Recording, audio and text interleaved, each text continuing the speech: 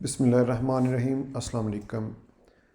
आज की मेरी वीडियो पिछली वीडियो का तसलसल है। पिछली वीडियो में मैंने आपको आफ्टर यू जॉइन अस, जब आप हमारे साथ ज्वाइन हो जाते हैं और काम स्टार्ट करना शुरू कर देते हैं, तो उसके लिए आपने जिन जिन चीज़ों को देखना होता है उनके बारे में मैं आपको इन्फॉर्मेशन दे रहा हूँ इन वीडियोस में। लास्ट वीडियो में मैंने आपको स्कूल लिस्ट को समझने में हेल्प की थी, आपको बताया था कैसे स्कूल लिस्ट को हम अंडरस्टैंड करते हैं और यूज़ करते हैं।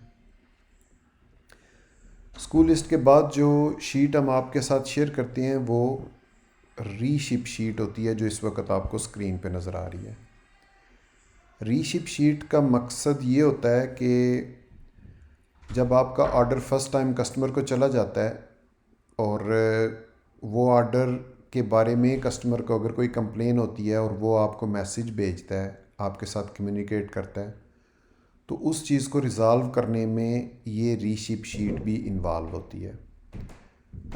मिसाल के तौर पे आपका जो कस्टमर है वो आपको मैसेज करता है कि मुझे चीज़ नहीं मिली, या मुझे चीज़ टूटी हुई मिली है, या मुझे गलत चीज़ मिल गई है, या मुझे क्वांटिटी कंप्लीट नहीं मिली जो मैंने ऑर्डर की थी। तो उन तमाम मैसेजेस में आप कस्टमर के साथ कम्युनिकेट करते हैं और उस कम्युनिकेशन के बाद आप ये रीशिप शीट आपके साथ हम शेयर करते हैं। आपके पास ये डेस्कटॉप में पड़ी होती है, आपके डेस्कटॉप पे बुक मार्क्स में, तो वहाँ से आप इसको ओपन कर लेते हैं और जो भी कंप्लेंट होती है कस्टमर की वो आप यहाँ पर रिकॉर्ड कर देते हैं। यहाँ पे आप उसको एंटर कर देते हैं, उसकी एंट्री यहाँ पे डाल देते हैं।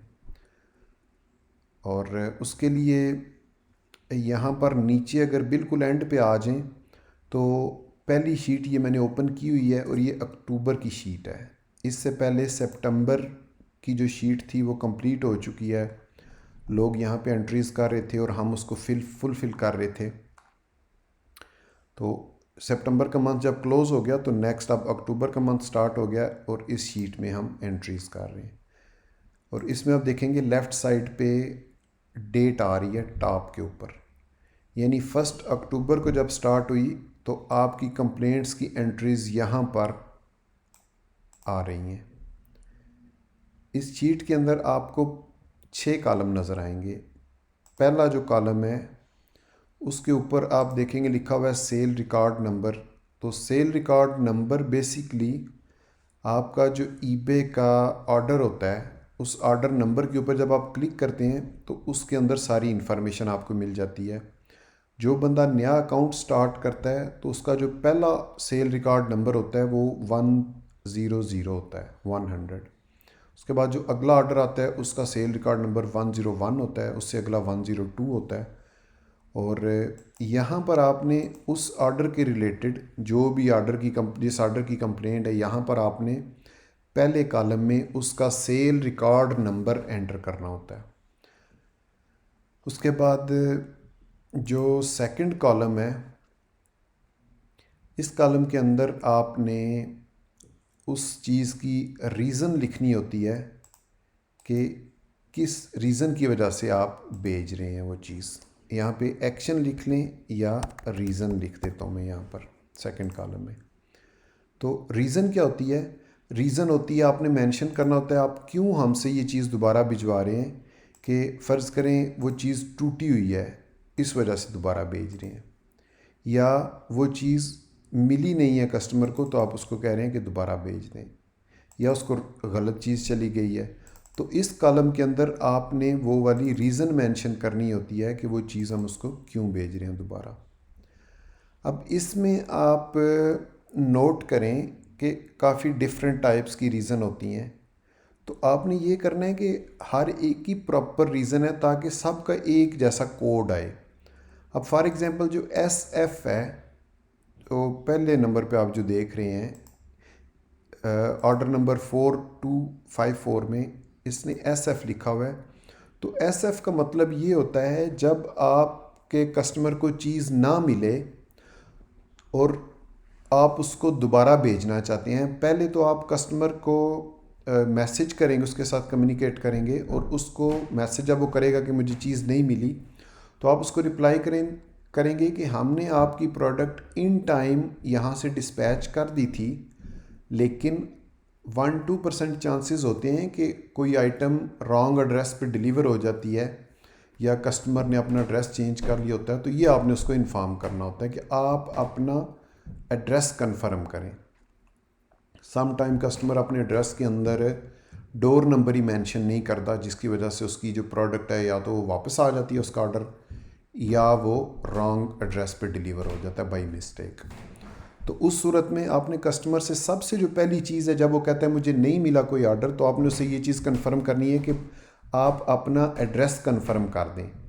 वो अपना एड्रेस कंफर्म करेगा तो उसके बाद आपने जो आपके पास ऑर्डर्स डिटेल आई हुई हैं उस कस्टमर की, उसका ऑर्डर ओपन करके तो आपने उसके साथ मैच कर लेना है जब वो आपको एड्रेस भेजेगा। अगर तो वो एड्रेस उसके साथ मैच हो रहा है तो इसका मतलब है कि उसको चीज़ नहीं मिली, दोबारा हमने भेजनी है। लेकिन अगर उसका एड्रेस मैच नहीं हो रहा तो आप उसको बताएंगे कि आपने जो ऑर्डर किया हुआ है उस पर आपने ये एड्रेस दिया हुआ है और अब आप कोई नया एड्रेस बता रहे हैं, तो हमने आपका जो प्रोवाइडेड एड्रेस था उस पर वो चीज़ भेज दी है। इस सूरत में आप पे कोई किसी किस्म की नहीं आती ऑब्लिगेशन कि आपने उसको दोबारा भेजनी है, क्योंकि वो ईबे के रिकॉर्ड में आ रहे होते हैं मैसेज, और आप ईबे को कह सकते हैं, आप उस कस्टमर को कह सकते हैं कि हमने चीज़ आपकी भेज दी है जो आपने एड्रेस प्रोवाइड किया था ऑर्डर में, अब हम आपको चीज़ दोबारा नहीं भेज सकते क्योंकि आपका एड्रेस गलत था जो आपने प्रोवाइड किया था, तो हमारा तो इसमें कसूर नहीं है। उस सूरत में ईबे भी आपको कुछ नहीं कहता, क्योंकि वो कस्टमर ने एड्रेस कोई और दिया हुआ था और अब आपको कोई और एड्रेस वो बता रहा है, तो इसका मतलब है कि उसने शायद घर चेंज कर लिया और अपना एड्रेस अपडेट नहीं किया। तो उस सूरत में आप उसको बता दें कि हम आपको दोबारा चीज़ नहीं भेज सकते, आप अपने पुराने एड्रेस पे जाके अपनी चीज़ पिक कर लें। अच्छा, यहाँ पे आपने जो कोड लिखना है इस सूरत में, ये माइंड में रखें, आपने ये नहीं लिखना है यहाँ पे कि नॉट रिसीव्ड, आपने यहाँ पे लिखना है SF का मतलब होता है साइंड फॉर।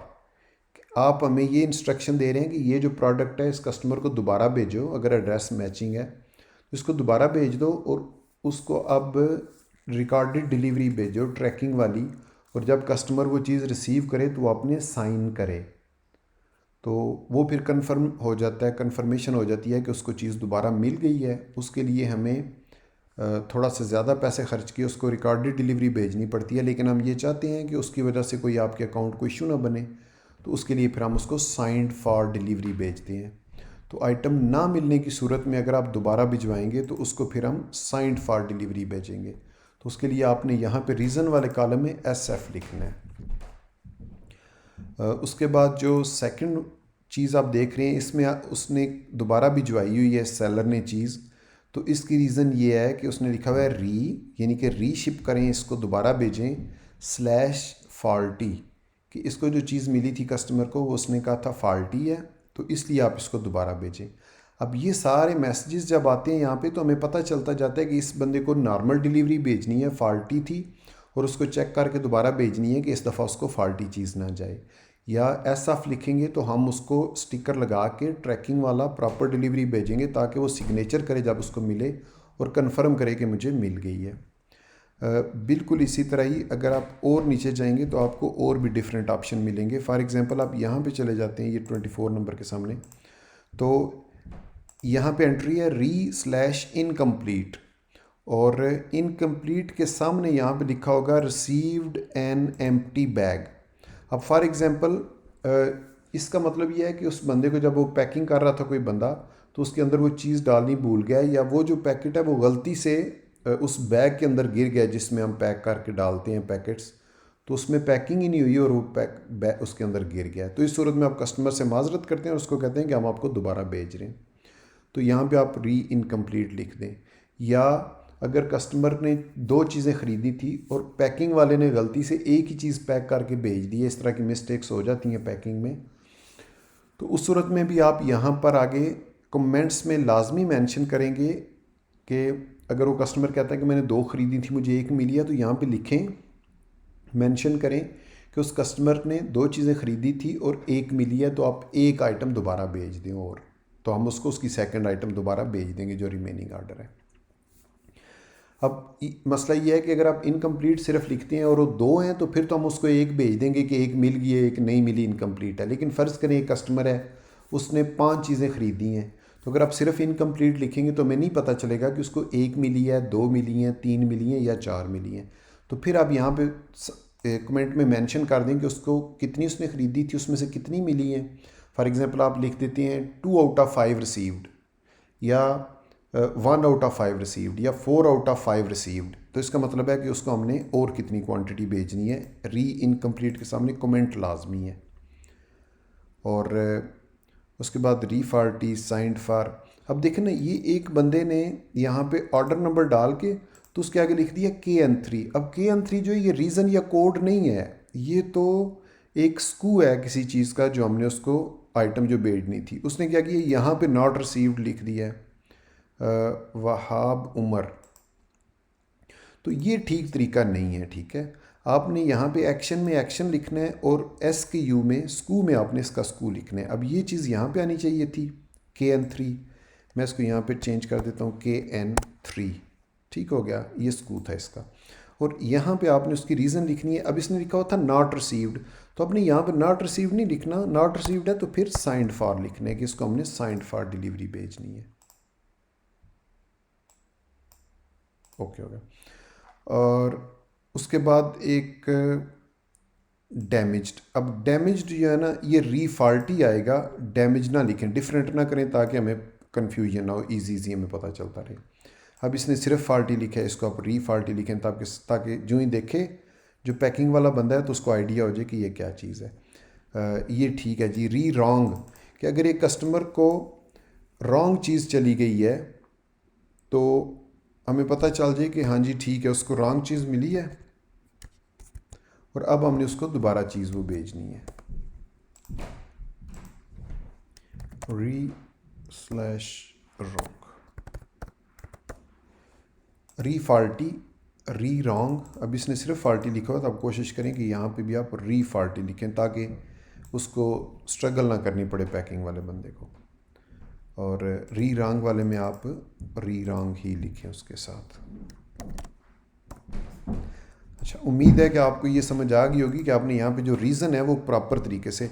अब देखें ये नॉट डिस्पैच्ड, तो ये एक नई आ गई है रीज़न के। For example some time system जो है वो आपके ऑर्डर को पिक नहीं करता, कोई नया ऑर्डर, नया अकाउंट इंटीग्रेट किया है या वो डिसइंटीग्रेट हो गया था, दोबारा डी इंटीग्रेट हो गया था, दोबारा इंटीग्रेट किया है, तो उस अरसे के दौरान उसके कुछ ऑर्डर थे जो कनेक्ट नहीं थे और वो नहीं डिस्पैच हो सके, तो उसके लिए आप यहाँ पे नॉट डिस्पैच लिख दें।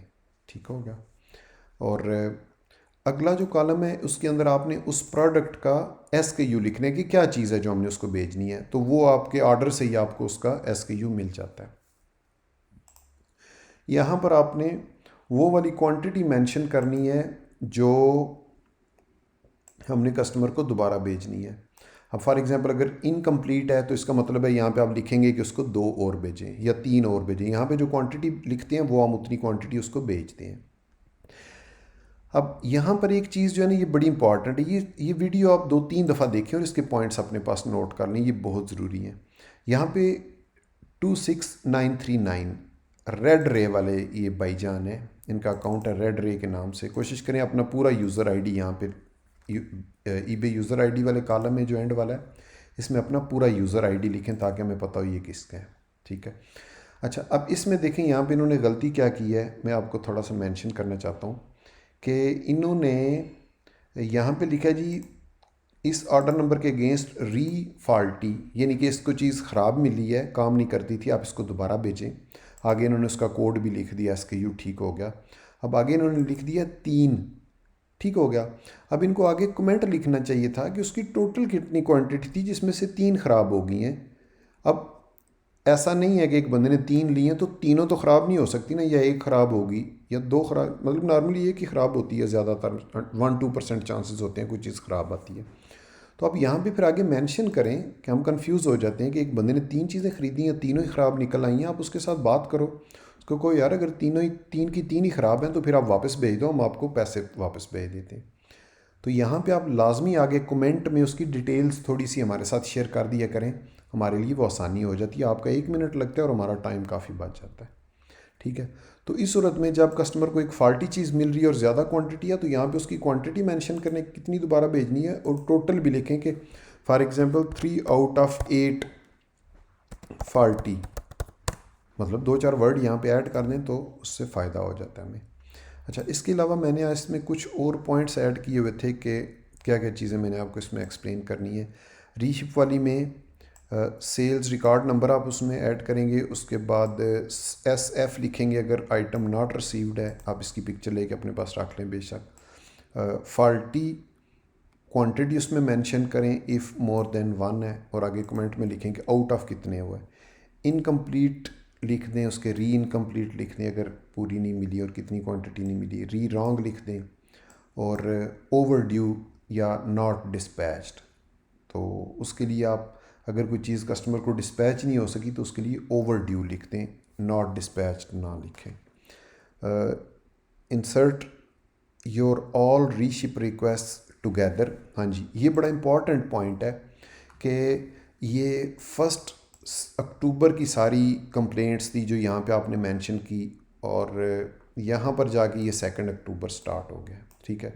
अब 2 अक्टूबर जो है यहाँ पे आ जाए, अब ये 5 अक्टूबर है, इसका मतलब ये होता है कि ये नेक्स्ट डे यानी कि कल 5 अक्टूबर है, तो 5 अक्टूबर को ये जो आपने सारी एंट्रीज़ डाली हुई हैं, ये कल हम इनको मेंशन करके सबको प्रिंट पैक करके भेज देंगे और इनको यहाँ से ग्रीन कर देंगे। तो जिसको हम ग्रीन कर देंगे, इसका मतलब है कि वो आपकी जो कंप्लेंट थी वो रिज़ॉल्व हो गई और उसको हमने चीज़ दोबारा भेज दी है। तो उसमें आपने एक चीज़ का इंतहाई ख्याल रखना है कि ये देखें, ये हमारे साथ लोग ऑलरेडी काम कर रहे हैं और इनको पता है कि जब भी आपने कोई, फॉर एग्जांपल आप दिन में डिफरेंट टाइम्स पे मैसेजेस चेक करते हैं अपने, और हर दफ़ा आपने यहाँ पे कोई एंट्री अगर करनी है तो कोशिश करें कि देखें पहले आपने कहाँ पे एंट्री की थी और उसी के साथ जाके नई एंट्री करें, ताकि आपके ऑर्डर एक ही जगह पे इकट्ठे आ रहे हों, हमारे लिए आसानी हो जाती है वो। अब ई वर्ल्ड, तो अगर ई वर्ल्ड को मॉर्निंग में उसने मैसेज चेक किए, 2-3 एंट्रीज़ उसने डाल दी कि ये दोबारा भेजने हैं, और इवनिंग में वो चेक करता है, आफ्टरनून में वो दोबारा कोई ऑर्डर आता है, तो यहाँ पे जाके लेफ़्ट साइड पे आप इसको सेलेक्ट करें, राइट क्लिक करें और इंसर्ट 1 अबव या 1 बिलो एक लाइन इसमें क्रिएट कर लें, ठीक है।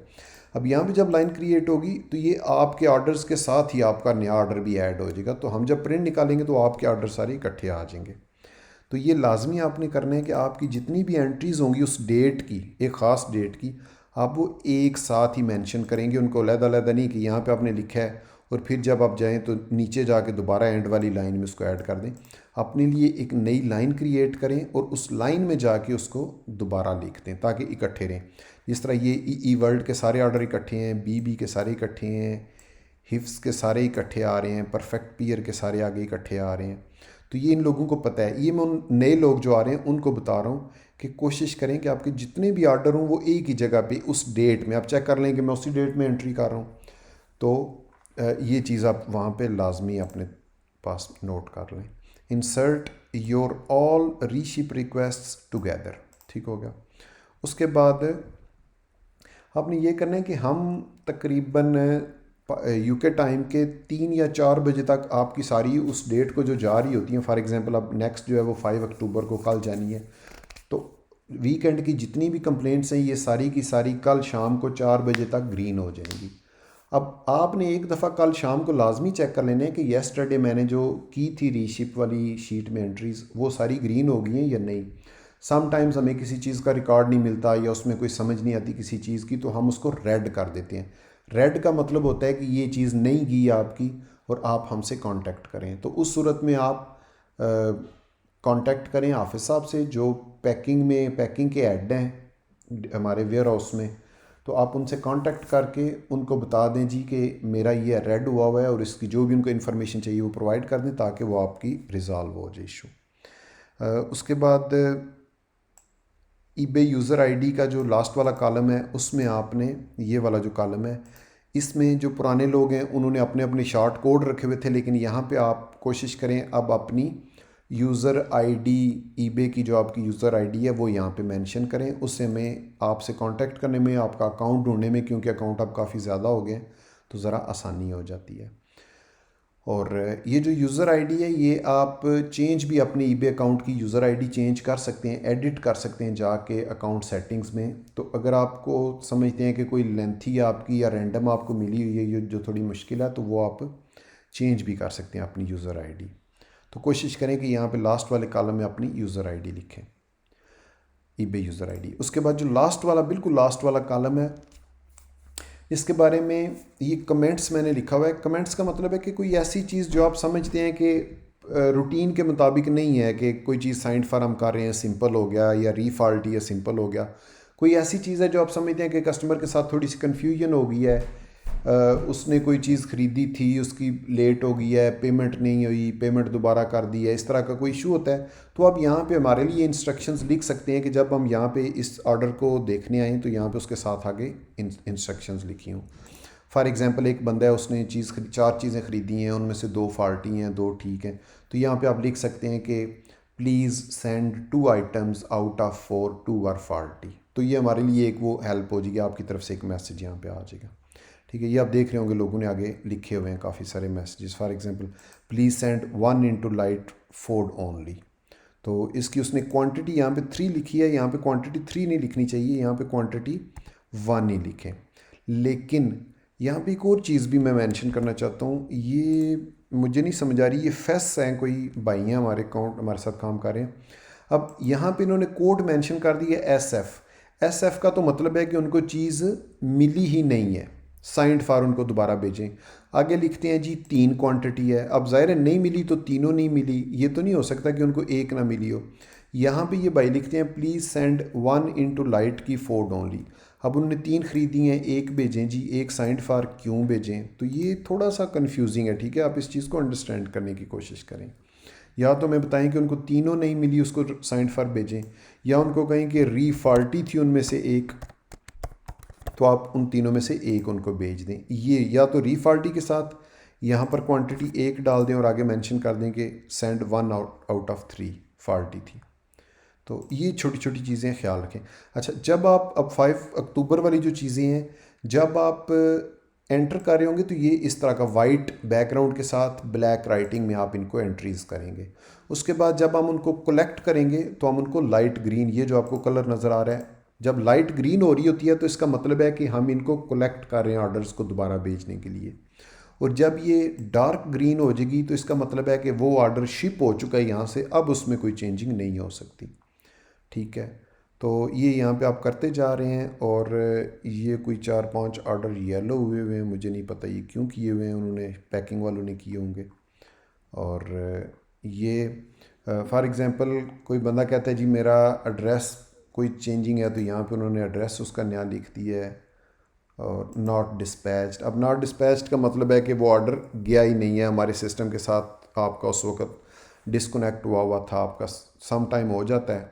आप अगर अगर आप अपने अकाउंट का, ईबे अकाउंट का पासवर्ड रीसेट करते हैं, चेंज करते हैं, तो हमारे सिस्टम से आपका जो ईबे अकाउंट है वो डी इंटीग्रेट हो जाता है, डिस्कनेक्ट हो जाता है। तो उस सूरत में आपने लाजमी कांटेक्ट करके साथ भाई से तो अपना अकाउंट री इंटीग्रेट करवाना है। अदरवाइज़ अगर आपका अकाउंट डी इंटीग्रेट है तो वो ऑर्डर आपके पिक नहीं हो रहे होंगे, और फिर दोबारा वो पिक होते भी नहीं है, फिर वो आपको मैनुअली यहाँ पे उसका एड्रेस वगैरह और ये सारी चीज़ें डाल के दोबारा भिजवाना पड़ता है ऑर्डर। ठीक हो गया जी। तो ये था रीशिप शीट को कैसे आपने यूज़ करना है। इसमें अगर आपका कोई मज़ीद क्वेश्चन हो तो मुझे बता दीजिएगा। और आपने यहाँ से मेक श्योर कर लेना है कि आप अक्टूबर वाली, अब क्योंकि सितंबर और अगस्त वाली शीटें पुरानी हैं, वो क्लोज़ हो चुकी हैं, लेकिन हम रिकॉर्ड के लिए पिछले 2 महीने की रखते हैं ताकि आप देख सकें कि आपने कस्टमर को कब कौन सी चीज़ दोबारा भेजी थी एक रिकॉर्ड के लिए। तो लास्ट 3 मंथ्स की हम रखते हैं, अगस्त, सितंबर, अक्टूबर। लेकिन जब आपने एंट्रीज़ करनी है तो अक्टूबर में करनी है, और एंड पे जाके, बिल्कुल एंड पे, तो आपने अगर फर्स्ट टाइम एंट्री कर रहे हैं तो यहाँ पे एंड पे अपनी एंट्री कर दें। ठीक है, सारी चीज़ें मेंशन कर दें। और फिर अगर आपसे नीचे कोई और बंदे आके कर देते हैं एंट्रीज, तो आप अपने लिए एक नई लाइन क्रिएट करके उस अपने ऑर्डर से ऊपर या नीचे तो उसमें दोबारा ऐड कर दें। और कोशिश करें कि जो आपके ऑर्डर्स हैं वो तरतीब से आएँ। फॉर एग्जांपल अब ये 4499 है, उसके बाद अगर 5029 आता है तो फिर इसके नीचे लाइन क्रिएट करके अपने, ताकि तरतीब से आएँ। फिर 5229, तो ये मज़ीद तरतीब हो गई है। अब ये जो 5189 है, इसके लिए आपको यहाँ पर एक लाइन क्रिएट करनी चाहिए थी।